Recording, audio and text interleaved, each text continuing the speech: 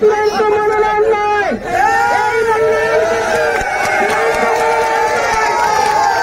আমরা দেখব জনগণ কার পক্ষে আছে। এখনো 2 মাস বাকি আপনার নমিনেশন পেপার সাবমিট করার জন্য। অতএব কেন্দ্রীয় নেতৃবৃন্দ বলেছেন জনগণ কার সাথে আছে আমরা তাকেই নমিনেশন দেব। যে নমিনেশন দেওয়া তাকে নমিনেশন দেওয়া আপনারা শুনেছেন। এই লোককে আপনারা 24-25 বছর ধরে বান্দারিয়া দেখেছেন। কি করেছেন তিনি আপনারা জানেন। আজকে আওয়ামী দোষরদের সাথে ঐক্যবদ্ধ হয়ে আজকের তিনি বান্দারিয়ার পরিবেশকে নষ্ট করতেছেন। যদি কখনো এই নমিনেশন নিয়ে বান্দারিয়ার রাজনীতি অংশগ্রহণ করে বান্দারিয়ার বিএনপি আর ঐক্যবদ্ধ থাকবে না। বান্দারিয়ার বিএনপিকে শক্তিশালী করতে আরো ক্ষতিগ্রস্ত হবে। তার নমিনেশনের জন্য ঢাকায় যেতে হয়। আমরা নয়াপল্টন পার্টির অফিসের সামনে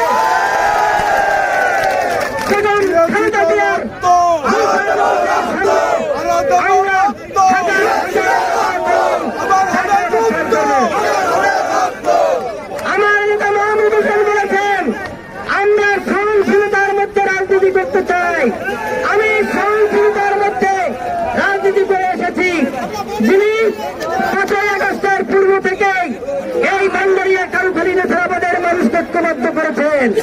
হাজার হাজার নেতা কর্মী ছিলেন, হাজার হাজার বিএনপির পরিবার দেশান্তরী ছিল, সকলের পাশে দাঁড়িয়েছিলেন। আপনারা জানেন তখন এইসব ভুলফোর নেতারা কোথায় ছিলেন? এইসব ভুলফোর নেতারা তখন ছিল না। কার পাশে কি দাঁড়িয়েছিল জানেন? আর আজকে নমিনেশন নিয়ে আপনাদের ভোট দেবে।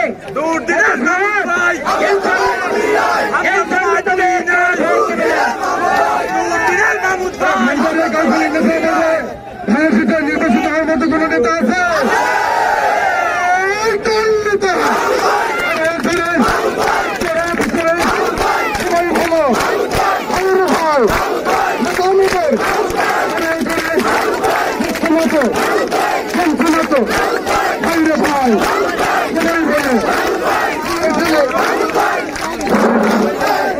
আমি ছাত্র বন্ধুগণ, আমি একটু বক্তব্য শেষ করবো।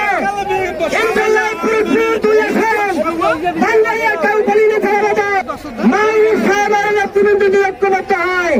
অন্য কোন ভুল নেতা এই বান্দারিয়ার মাটিতে আসতে পারবে না।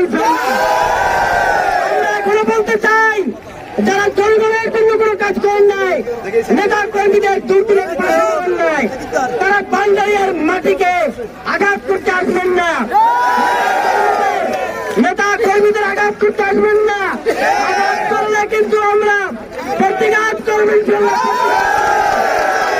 আমরা এখনো বলে দিতে চাই, অনেকে আমাদের নেতা কর্মীরা অনেকে বলে ফেসবুকে আমাদের হুমকি দেয়।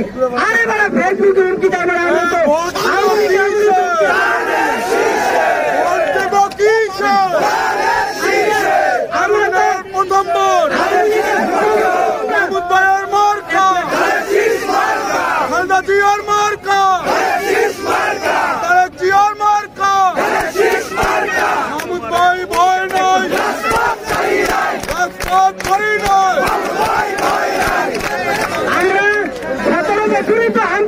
ভয় পাই নাই। আওয়ামী লীগের পাইছি, আমরা এই মাঠে ছিলাম না।